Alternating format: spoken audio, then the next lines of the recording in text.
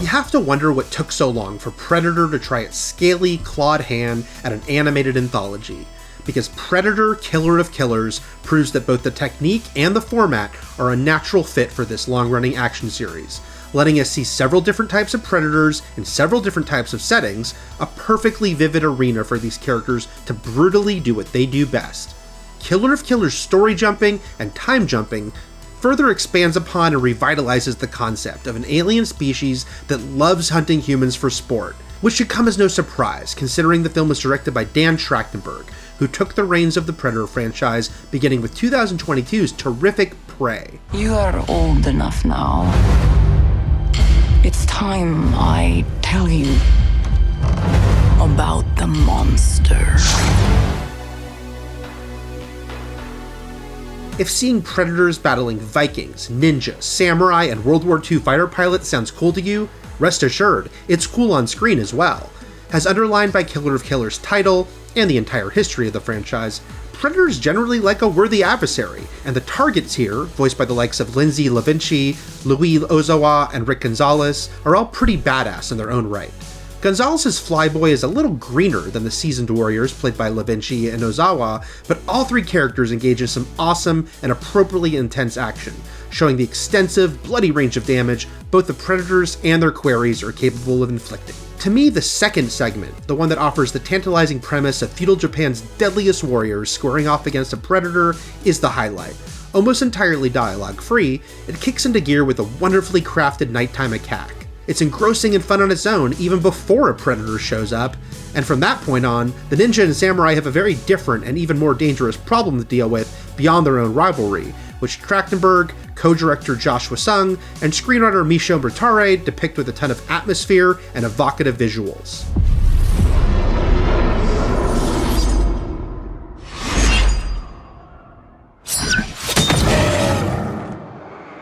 The animation from Wasung Studio, the third floor, does take some getting used to.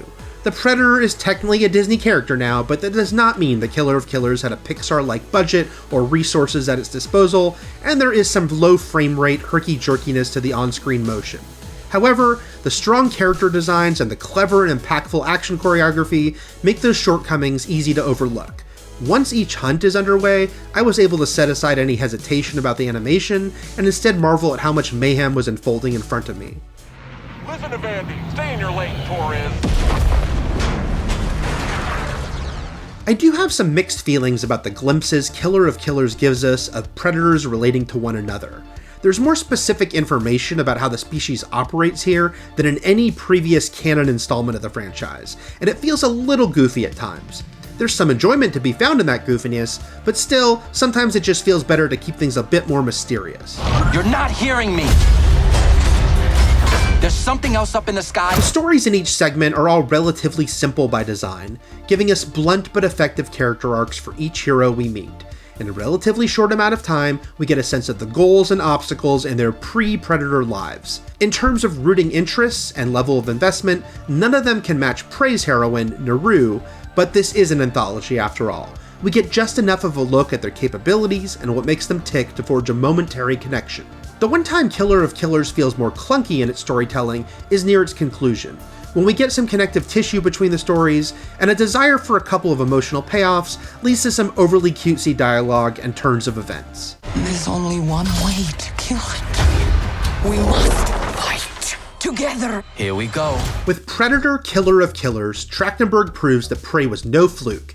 He knows the crowd-pleasing formula for this franchise. Let a predator show off how dangerous they are, and then put them head-to-head with a human character who's clever enough to potentially outwit the galaxy's greatest hunters. There are some jaw-dropping moments of predators mercilessly eviscerating their prey, which ramp up as the species' technology and weapons evolve with each successive time jump. Same goes for the humans too, though their opponents are obviously starting out way ahead of them in that regard.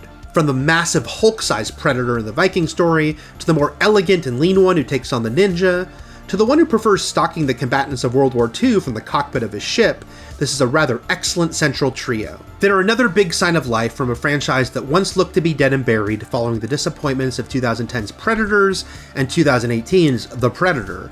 It's so gratifying to see this series under the control of someone so attuned to what makes these films work, and it's all the more reason to look forward to Trachtenberg's next live-action Predator effort, this fall's Predator Badlands.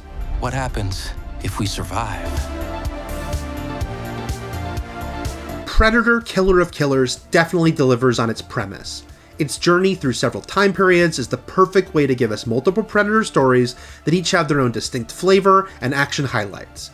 As he established with Prey, director Dan Trachtenberg is exactly the right fit for this franchise, understanding how to provide both predators and human characters who can kick ass and creatively prove their mettle no matter which side of the hunt they begin on. For more movie reviews, check out what we thought of Lilo & Stitch and Mission Impossible: The Final Reckoning. And for everything else, stick with IGN.